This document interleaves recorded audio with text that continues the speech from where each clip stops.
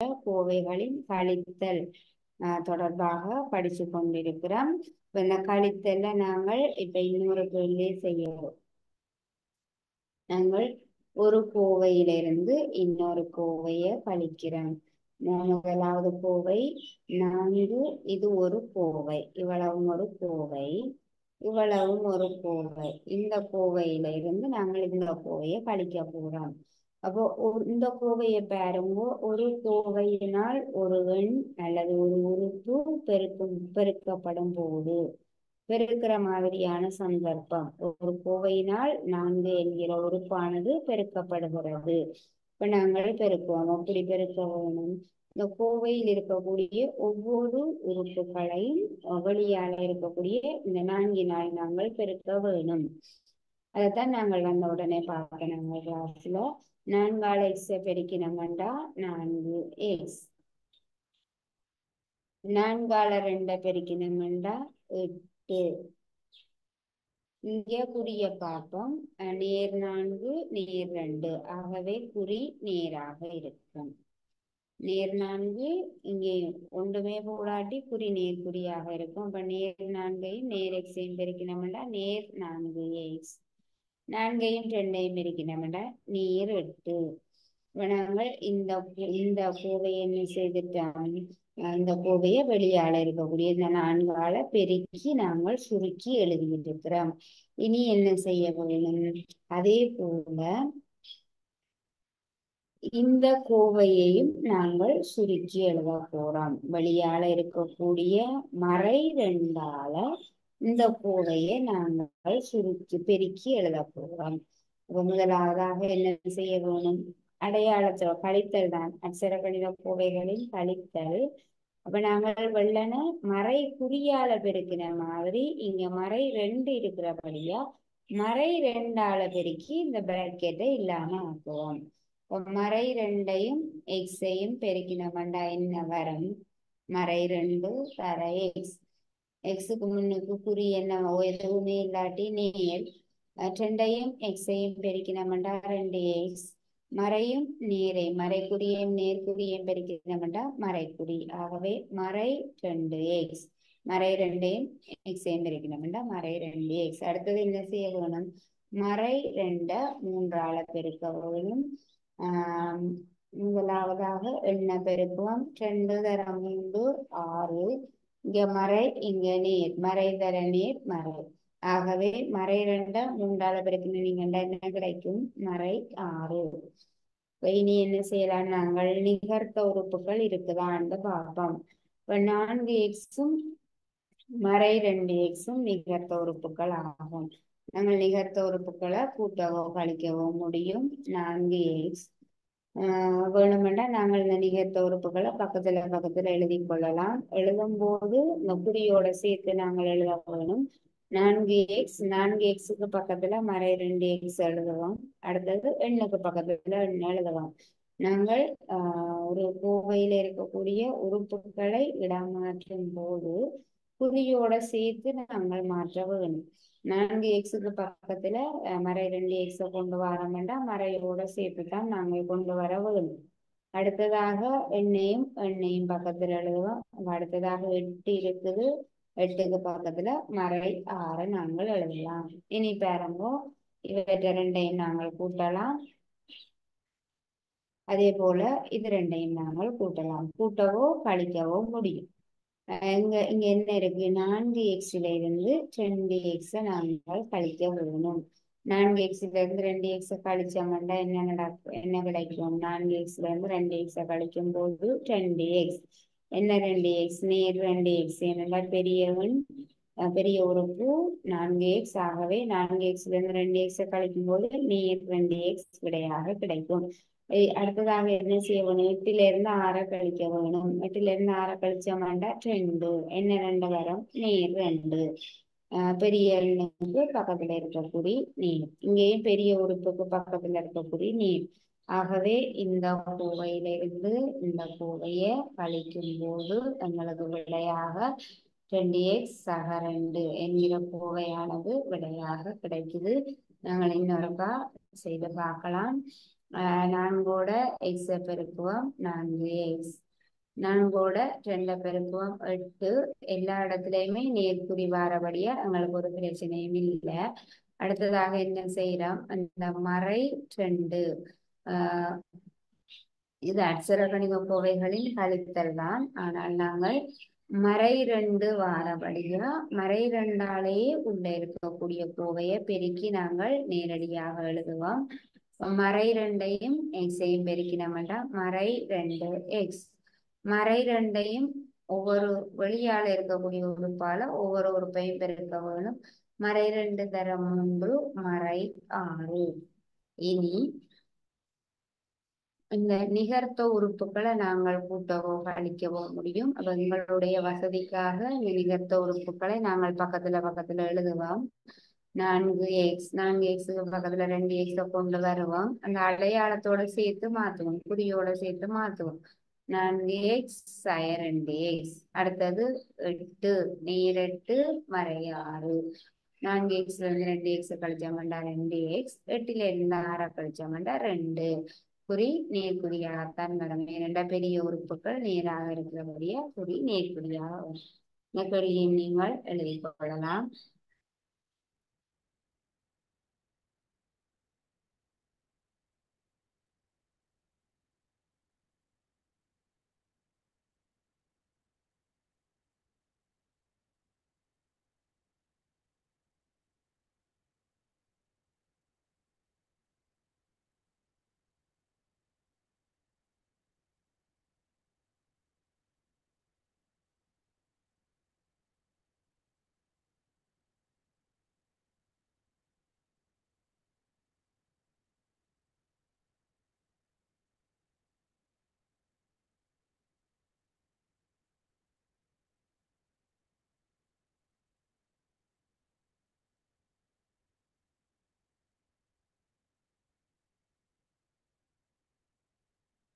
இதற்காக இன்னொரு கேள்வி செய்யலாம்.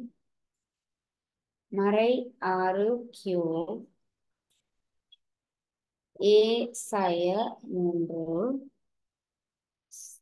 மறை 3 a சய 1 சக b. கொஞ்சம் பெரிய கோவையாக இருக்குது. இந்த கோவையை நாங்கள் சுருக்க போறோம். சுருக்கும் போது என்ன செய்ய போறோம் என்பதை நாங்கள் இப்ப பார்க்கலாம். முதலாவது இது ஒரு கோவை, இது ஒரு கோவை. ஒரு கோவையிலிருந்து இன்னொரு கோவை இது வர ஒரு கோவை. அதே மாதிரி இது வர இன்னொரு கோவை. ஒரு கோவையிலிருந்து இன்னொரு கோவையானது கழிக்கப்படுகிறது.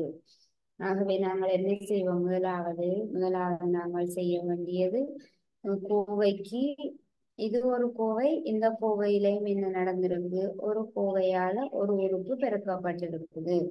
ஆகவே முதலாவதாக நாங்கள் இந்த உறுப்பினால் கோவையில் இருக்கக்கூடிய ஒவ்வொரு உறுப்பையும் பெருக்குவோம். மறை 6 கியூவால ஏ பெருக்கும் போது என்ன நடக்கும், மறை 6 கியூ ஏ. 6 மறை 6 கியூவை மேயும் பெருக்கினீங்கன்னா கியூவை இங்க நேர் தான் இருந்திருக்கும். ஆகவே 6 கியூவையும் ஏயையும் பெருக்குங்கோ 6 கியூ ஏ. மறையும் நேரும் மறை. அடுத்தது என்ன செய்வோம், மறை 6 கியூவால மறை 3 பெருக்குவோம். 6 கியூவால 3 பெருக்குவோம். மறை 6 கியூவால ஏ பெருக்கும் போது மறை 6 கியூ ஏ. அடுத்தது மறை 6 கியூவால மறை 3 பெருக்கிறோம்.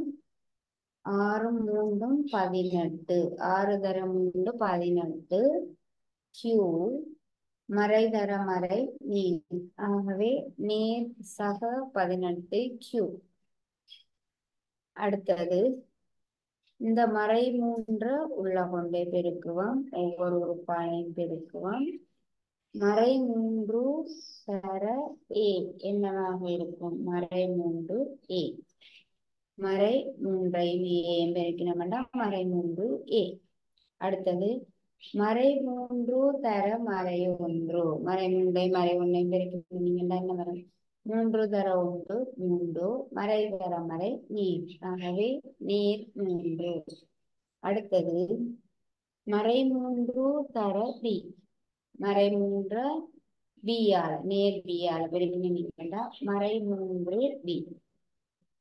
மறை மூன்று பி. ஒவ்வொன்றையும் ஒவ்வொரு உறுப்புகளும் பெருக்கப்பட்டிருக்கிற விதம் இங்க காட்டப்பட்டிருக்குது. இதையும் நீங்கள் நோட் பண்ணிக்கொள்ளலாம். மறை மூன்றையும் பெருக்கி மறை மூன்றையை, மறை மூன்றையும் மறை ஒன்றையும் பெருக்கி நேர் மூன்று, மறை மூன்றையும் பியையும் பெருக்கி மறை மூன்று பி. இனி என்ன செய்வோம்? நாங்கள் நிகர்த்த உறுப்புகளை கூட்ட முடியும். இங்கே நிகர்த்த உறுப்புகள் இருக்குதா என்று நாங்கள் பார்க்க போறோம்.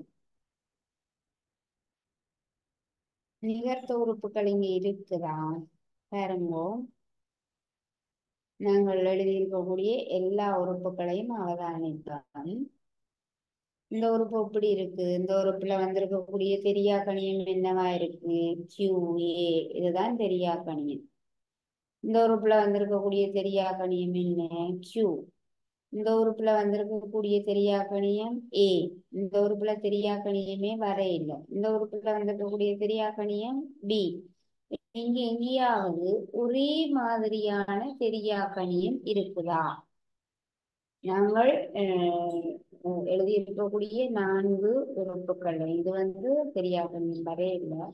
4 உறுப்புகளையும் இருக்கக்கூடிய தெரியா கணியங்களை பார்க்கிறோம். ஒரே மாதிரி இருக்குதா? இல்ல. பாருங்க, இங்க QA இருக்குது, இங்க Q மட்டும்தான் இருக்குது, இங்க A மட்டும்தான் இருக்குது, இங்க B மட்டும்தான் இருக்கு. ஒரே மாதிரியான தெரியா கணியங்கள் இந்த கோவையில இடம்பெறவில்லை. ஆகவே நாங்கள் இவற்றை சுருக்க முடியாது. இவற்றை நாங்கள் நிகர்த்த உறுப்புகள் இந்த கோவையிலே இல்லை. ஆகவே நாங்கள் இதில் இருக்கக்கூடிய உறுப்புகளை கூட்டவோ கழிக்கவோ முடியாது. அப்ப விடையாக நாங்கள் இதைத்தான் எழுதலாம். 6QA சக 18Q சய 3A சக 3 சய 3B ஆகும். இப்ப இந்த கேள்வி, இந்த கோவையிலிருந்து இந்த கோவையை கழிக்கும் போது உங்களுக்கு விடையாக என்ன வருது? விளக்கப்பெரிய கோவை வருது.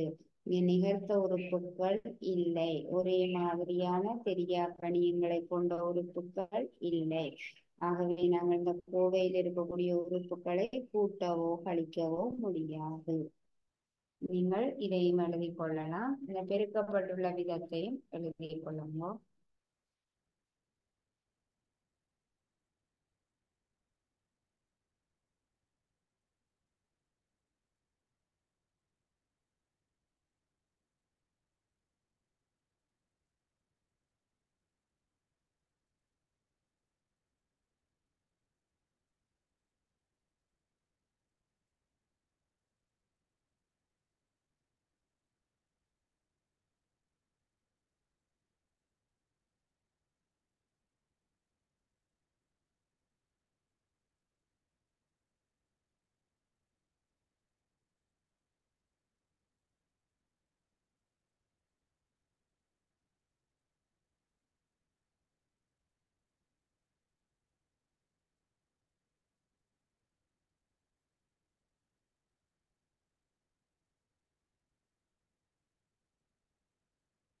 அடுத்ததாக நாங்கள் படிக்க போறது பிரதியிடுதல். பிரதியிடுதல் அப்படி என்றால் என்னென்ன பார்ப்போம்.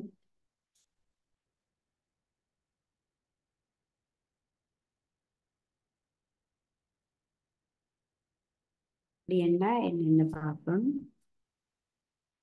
பிரதியிடுதல், பிரதியிடல் அப்படி என்றால் என்ன என்றால், அதாவது ஒரு அட்சர கணித கோவையின் ஒரு கோவை எக்ஸ் சக 2y இப்படி ஒரு கோவை இருக்குதுண்டா, இந்த கோவையில இருக்கக்கூடிய தெரியா கணியங்களுக்கு பதிலாக, இந்த கோவையில வந்திருக்கக்கூடிய தெரியா கணியங்களுக்கு பதிலாக ஏதாவது ஒரு பெருமானத்தை இடுதல் தான் பிரதியிடல் எனப்படும். ஒரு அட்சர கணித கோவையில இருக்கக்கூடிய தெரியா கணியங்களுக்கு பதிலாக ஏதாவது ஒரு பெருமானம் தரப்படும் போது அவற்றை இடுதல் தான் பிரதியிடல் எனப்படும்.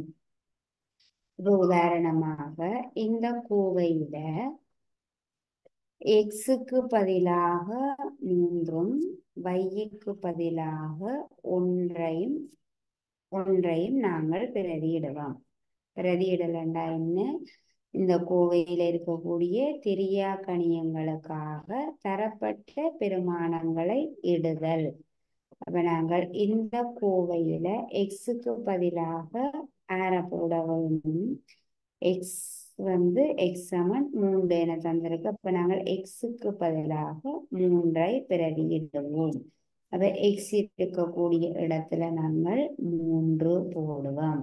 அடுத்தது சக 2 அப்படியே இருக்க வை இருக்கக்கூடிய இடத்துல பிரதியிடுவோம், 1 பிரதியிடுவோம். 2 வை என்றா 2ம் வையும் பெருக்கமாக இருக்கிறது. 2ஐயும் 2னதும் வையினதும் பெருக்கத்தை தான் நாங்கள் என்ன எழுதுவோம்? 2 வை என்றா பெருக்கமாக என்ன எழுதுவோம்? 2 தர வை. 2ஐயும் வையையும் பெருக்கும் போதுதான் 2 வை கிடைக்கும்.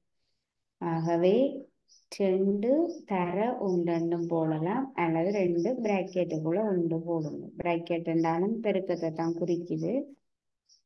அல்லது நாங்கள் 2 தர 1 வைக்கு பதிலாக 2 தர 1 போடுவோம். இனி 3 சக இப்படி கோவைகள் வரும்போது முதலாவது நாங்கள் பெருக்கலைத்தான் செய்ய வேணும், கூட்டல் செய்யக்கூடாது. 2ஐயும் 1ஐயும் பெருக்கினோம்டா 2, 3ம் 2ம் 5. ஆகவே எக்ஸாக 2 வை என்னும் கோவையில எக்ஸுக்கு 3ம் வைக்கு 1ஐயும் நாங்கள் பிரதியிடும் போது விடையாக என்ன கிடைக்குது? எக்ஸாக 2 வை 5 என்கிற பெருமானமானது விடையாக கிடைக்குது. இந்த கோவையின் பெருமானம் என்ன? 5. எப்ப 5 கிடைக்கும் எங்களுக்கு? எக்ஸுக்கு 3ம் வைக்கு 1ம் பிரதியிடும் போது இந்த கோவைக்கு ஒரு பெருமானம் கிடைக்கும். நாங்கள் பிரதியிடலை செய்யும் பொழுது இந்த கோவையானது எப்படி மாறுது? கோவையாக இருக்காது, ஒரு பெருமானமாக, ஒரு எண் பெருமானமாக கிடைக்கும். இப்ப எக்ஸாக 2 வையின் பெருமானம் என்னவாகும்? 5 ஆகும். இதுதான் பிரதியிடல். பிரதியிடல் என்றா என்ன? ஒரு கோவையில இருக்கக்கூடிய தெரியா கணியங்களுக்கு பதிலாக அந்த XY ஆங்கில சிறிய எழுத்துக்களுக்கு பதிலாக எண் பெருமானங்களை இடுதல் பிரதியிடல் எனப்படும். நாங்கள் கேள்வி செய்து பார்க்கலாம். முதலாவது கேள்வி,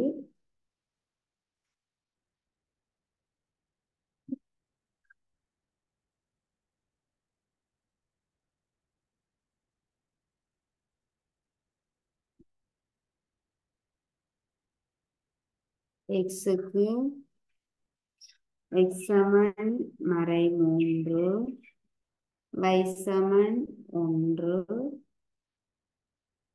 z சமன் 0 ஆக இருக்கும்போது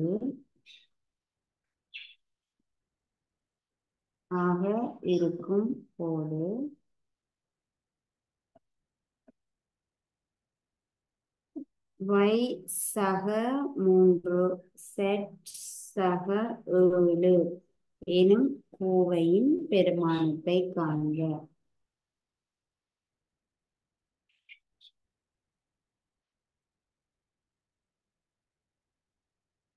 கோவையின் பெருமானத்தை காண்க.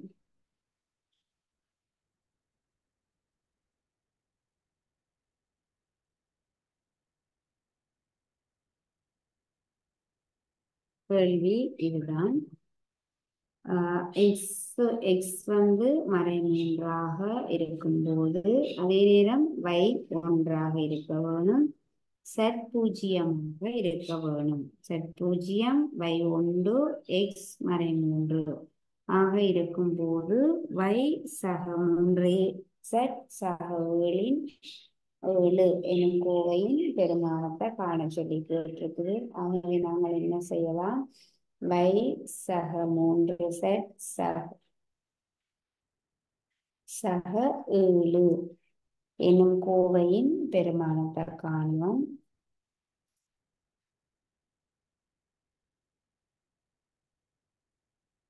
காணும் பொழுது பாருங்கோ, வைக்கு பதிலாக நாங்கள் ஆர போட வேணும்.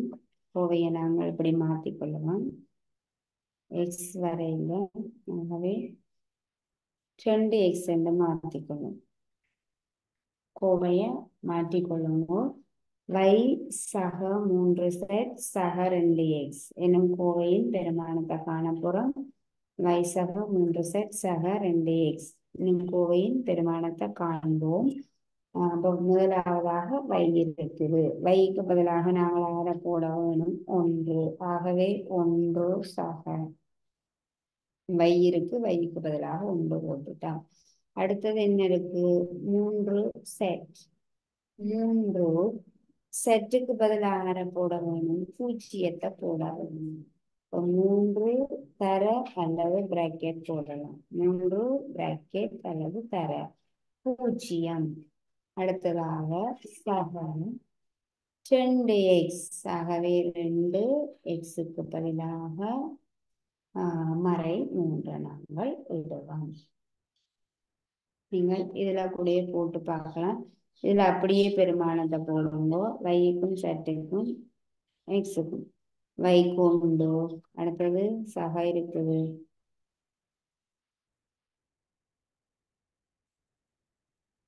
வைக்கு உண்டு போடுவோம். சக 3 செட். 3 செட்டுக்கு பதிலாக போடுவோம் 0. 3 பல 0 சக 2 எக்ஸுக்கு பதிலாக மறை 3. அதான் நான் இங்கே எழுதியிருக்கிறேன். நேரடியா வை கொண்டும் செட்டுக்கு 0 போடும்போது பக்கத்துல இருக்கிற அந்த குணகம் அப்படியே இருக்க வேணும். செட்டின் குணகம் 3 0 சக 2 எக்ஸுக்கு பதிலாக மறை 3 போடும். இனி நாங்கள் இதனுடைய சுருக்கி பெருமானம் காணலாம். 1 3ஐயும் 0ஐயும் பெருக்கினோம்னா என்ன கிடைக்கும்? 0. இனி 2ஐயும் மறை 3ஐயும் பெருக்கும். 2ஐயும் மறை 3ஐயும் பெருக்கினோம்னா என்ன கிடைக்கும்? மறை 6. ஆகவே 1 சக 0 மறை 6. 1 0 தேவையில்லை, 0க்கு பெருமானம் தேவையில்லை. 1லிருந்து 6 கழிப்போம். 1லிருந்து 6 கழிக்கும் போது நாங்கள் என்ன செய்ய வேணும்? 1 நேர் 1 நேர் 1லிருந்து மறை 6 கழிப்போம். அப்ப 2லையும் பெரியவன் எதென்று பார்ப்போம். 6. 6லிருந்து 1 கழிப்போம் 5. பெரிய எண்ணுக்கு பக்கத்துல இருக்க அடையாளத்தை நாங்கள் போட வேணும். நாங்கள் ஏற்கனவே திசை ஒன்றை படிச்சிருக்கிறோம். நேர் ஒன்றிலிருந்து மறையாற நாங்கள் நேர் ஒன்றையும் மறையாறையும் நாங்கள் எவ்வாறு கூட்டுவோம்? வேற வேற அடையாளங்கள் வேற வேற குறிகளை கொண்டிருக்குது. ஆகவே நாங்கள் கூட்ட மாட்டோம், கழிக்க வேணும். பெரிய எண்ணிலிருந்து சிறிய எண்ணை கழிப்போம். 6லிருந்து 1 கழிச்சோம்னா 5. பெரிய எண்ணுக்கு பக்கத்துல இருக்கிற குறி மறை. ஆகவே மறை 5 விடையாகும். ஆகவே இந்த கோவையினுடைய பெருமானம் மறை 5 ஆகும். ஒரு கோவைக்கு ஒரு கோவையில் இருக்கக்கூடிய தெரியா கணியங்களுக்கு பெருமானங்கள் தரப்படும் போது அந்த கோவையின் பெருமானத்தை எவ்வாறு காண்றது என்பது தொடர்பாக நாங்கள் பார்த்திருக்கிறோம். இதை நீங்கள் எழுதிக் கொள்ளலாம்.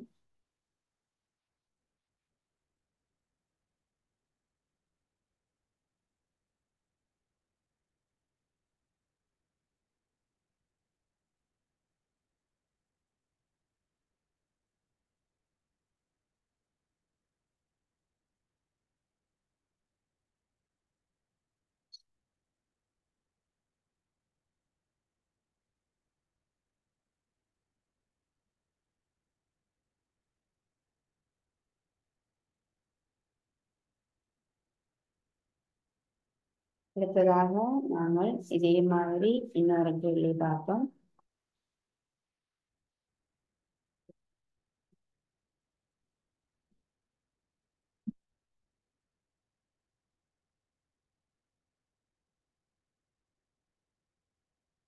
எக்ஸினுடைய பெருமானம் மறை 3, வையினுடைய பெருமானம் மறை 1, செட்டினுடைய பெருமானம் 2 ஆக இருக்கும்போது நாங்கள் ஒரு கோவையினுடைய பெருமானத்தை காணுவோம். 5y சய 4z சக 3x எனும் கோவையின் பெருமானத்தை காண்போம். எக்ஸுக்கு பதிலாக மறை 3, வைக்கு மறை 1, செட்டுக்கு 2 ஆக இருக்கும்போது 5y சய 4z சக 3x எனும் கோவையின் பெருமானத்தை காணணும். 5y சய 4z சக 3x. முதலாவது பாருங்க 5y. ஆகவே 5yக்கு பதிலாக 1 தர மறை 1. அடுத்தது மறை 4 செட். மறை 4 செட்டுக்கு பதிலாக 2. அடுத்தது நேர் 3 எக்ஸ். நேர் 3 எக்ஸுக்கு பதிலாக மறை 3. நீங்கள் இதிலேயே போட்டு பாருங்க. 5 வைக்கு பதிலாக மறை 1. அடுத்தது சய 4 செட்டுக்கு பதிலாக 2. இதுக்கு மட்டும் பெருமானத்தை போடுறீங்க. வைக்கு போடுறீங்க, செட்டுக்கு போடுறீங்க, 3 அப்படியே இருக்க எக்ஸுக்கு போடுறீங்க மறை 3. இதைத்தான் நாங்கள் இங்கே எழுதியிருக்கிறோம். 5 தர மறை 1 மறை 5, மறை 4 தர 2 மறை 8, 3 தர மறை 3 மறை 9. அப்ப பெருமானம் இதை இன்னும் சுருக்குவோம். பாருங்க மறை மறை மறை. அப்ப மறை ஒரே மாதிரியான அடையாளங்களை கொண்ட திசை கொண்ட எண்களை நாங்கள் என்ன செய்வோம்? கூட்டுவோம். ஒரே மாதிரியான மறை 5 சக மறை 8 சக மறை 9 ஒரே மாதிரியான அடையாளங்களை கொண்ட திசை கொண்ட எண்களை கூட்டும் போது நாங்கள் 3ஐ கூட்டி ஒரே அவற்றின் 3லையும் இருக்கக்கூடிய குறியான ஒரே குறிய விட வேணும். 5ஐயும் 10ஐயும் கூட்டமெண்டா 13, 13ஓட 9 கூட்டமெண்டா 22. குறி என்னவாக இருக்கும்? எல்லா 3 எண்களையும் வந்திருக்கக்கூடிய குறி மறை 2 வரும். ஆகவே மறை 22 இந்த கோவையினுடைய பெருமானமாகும். நீங்கள் கவனிச்சு கொள்ள வேண்டும். ஒரே குறிகளை கொண்ட திசை கொண்ட எண்கள் கூட்டப்படும் போது நாங்கள் என்ன செய்வோம்? 3ஐயும் கூட்டி 3லையும் இருக்கக்கூடிய குறியான அந்த ஒரே குறிய விட வேணும். ஆகவே இந்த கோவையினுடைய பெருமானம் 5y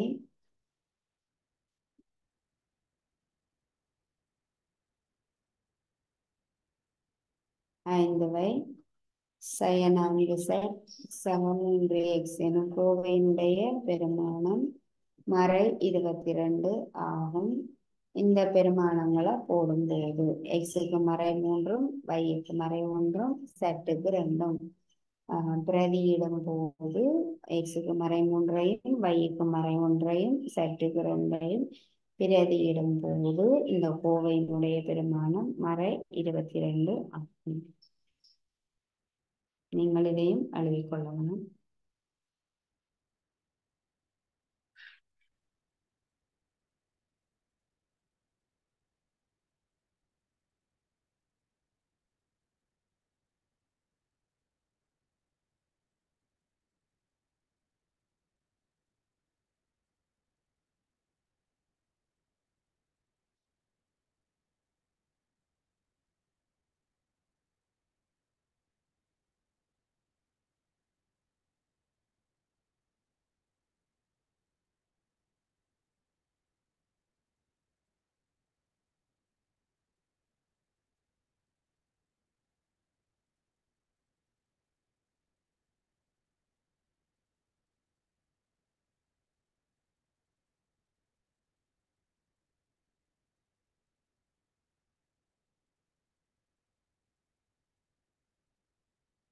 அடுத்ததாக ஆகவே பிள்ளைகள் எங்களுக்கு இதோட நட்சர கணித கோவைகள் இந்த பாடமானது நிறைவடைந்து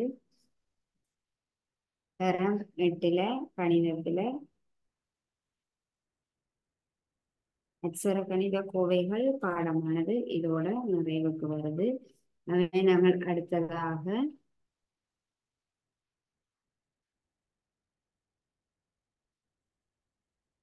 5வது பாட அலகையும் நாங்கள் முடிச்சிருக்கிறோம்.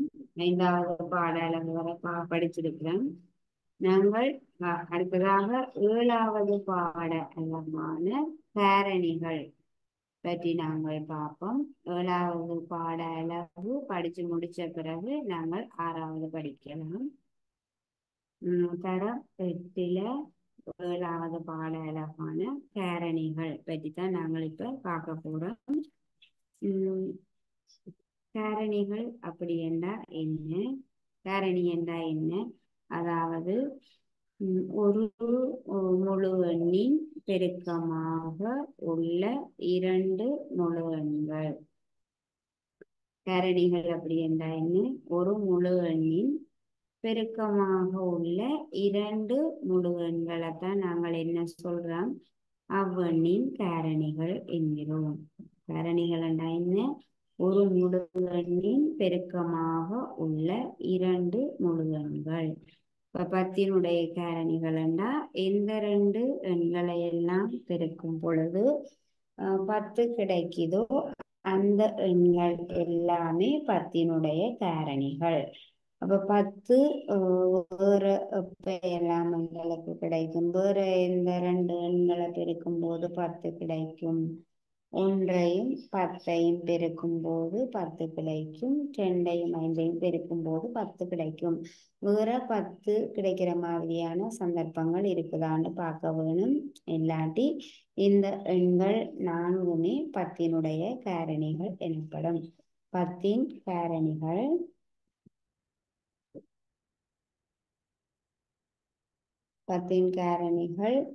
1, 2, 5, 10 ஆகும். அப்போ ஒரு முழு எண்ணை 2 முழு எண்களின் பெருக்கமாக எழுதும் போது பெருக்கமாக எழுதக்கூடிய ஒவ்வொரு எண்களுமே அவ்வெண்ணின் காரணிகள் எனப்படும். 10ன் காரணிகள் என்றால் 10 எவ்வாறெல்லாம் பெருக்கமாக எழுத முடியும், 1ஐயும் 10ஐயும் பெருக்கும் போது 10 கிடைக்கும், 2ஐயும் 5ஐயும் பெருக்கும் போது 10 கிடைக்கும். ஆகவே 1, 2, 5, 10 இந்த 4 எண்களுமே 10னுடைய காரணிகள் எனப்படும். அடுத்ததாக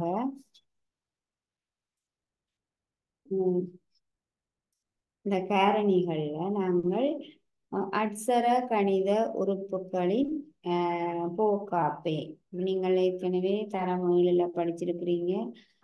போக்காப்பே அப்படி என்றா என்ன, போக்காப்பே என்றா என்ன, அதாவது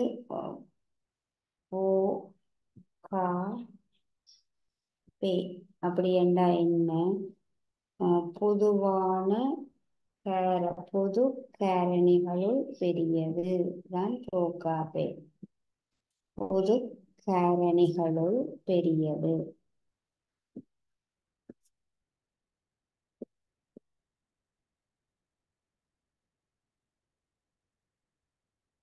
போக்காப்பே என்றா என்ன, பொது காரணிகளுள் பெரியது. எத்தனை எண்களை தந்திருந்தாலும் அந்த எண்களின் காரணிகளுள் பொதுவான காரணிகளுள் பெரியதாக இருக்கிற காரணியைத்தான் நாங்கள் என்ன சொல்லுவோம், போக்காப்பே என்று சொல்லுவோம்.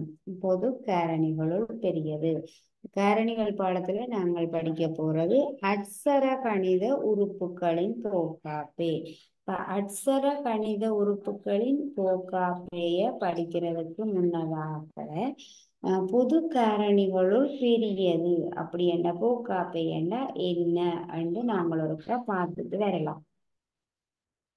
முதலாவதாக அட்சர கணித உறுப்புகளின் போக்காப்பையை பார்க்கறதுக்கு முன்னதாக நாங்கள் 2 உறுப்புகளின் 2 எண்களின் போக்காப்பையை காணுவோம். 2 எண்களின் போக்காப்பையை எவ்வாறு காண்றது என்பது தொடர்பாக நாங்கள் பார்ப்போம். 12, 36 ஆகிய எண்களின் போக்காப்பை எப்படி இருக்கும். 12,36 ஆகிய எண்களின் போக்காப்பையை நாங்கள் காணுவோம்.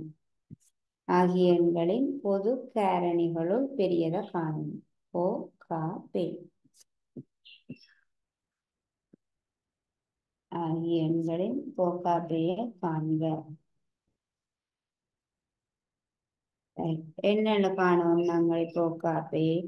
முதலாவதாக 12இன் காரணிகளை எழுதுவோம். 12இன் காரணிகள் என்றா என்ன?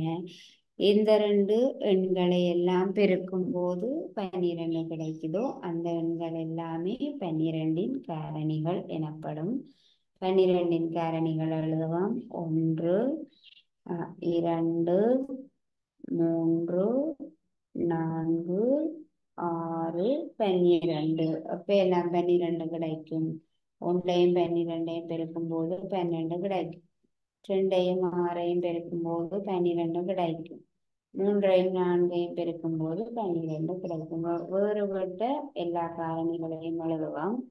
1, 2, 3, 4, 6, 12 எல்லாமே 12இன் காரணிகள். 12இன் காரணிகளை எழுதிட்டோம். அடுத்தது 36இன் காரணிகளை எழுதுவோம். 36இன் காரணிகள் 36 எப்ப கிடைக்கும்? 1ஐயும் 36ஐயும் பெருக்கும் போது 36, 2ஐயும் 18ஐயும் பெருக்கும் போது 36 கிடைக்கும். 3 தர 12 36, 4 தர 9 36, 6 தர 6 36. அப்ப 36 எப்ப எல்லாம் கிடைக்குது? இவ்வாறு எண்களை பெருக்கும் போது 36 கிடைக்குது. ஆகவே 36இன் காரணிகளை நாங்கள் எழுதுவோம். 1, 2,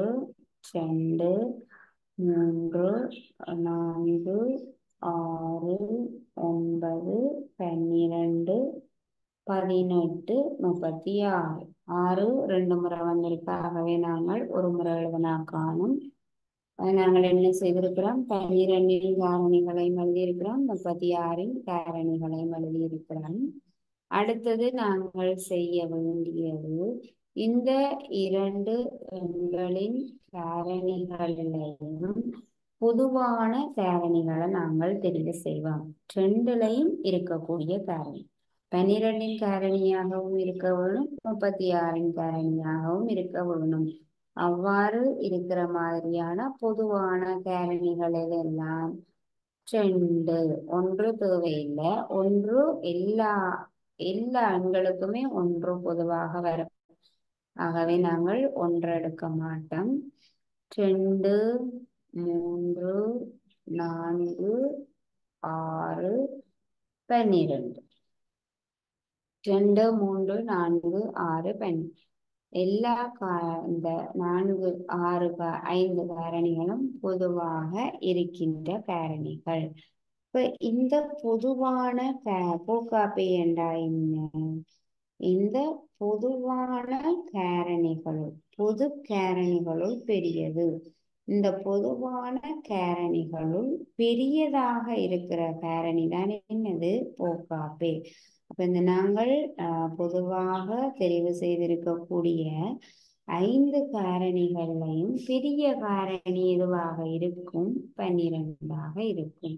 ஆகவே இந்த 2 எண்களின் போக்காப்பை என்ன? 12 ஆகும். அப்ப நாங்கள் முதலாவது காரணிகள்ல அட்சர கணித உறுப்புகளின் போக்காப்பை காண போறோம். அதற்காக நாங்கள் போக்காப்பை பொது காரணிகள் பெரியது அப்படி என்றால் என்னென்று பார்த்திருக்கிறோம். நாங்கள் இதனுடைய தொடர்ச்சியை மீண்டும் அடுத்த வகுப்புல தொடரலாம். தேங்க்யூ பிள்ளைகள்.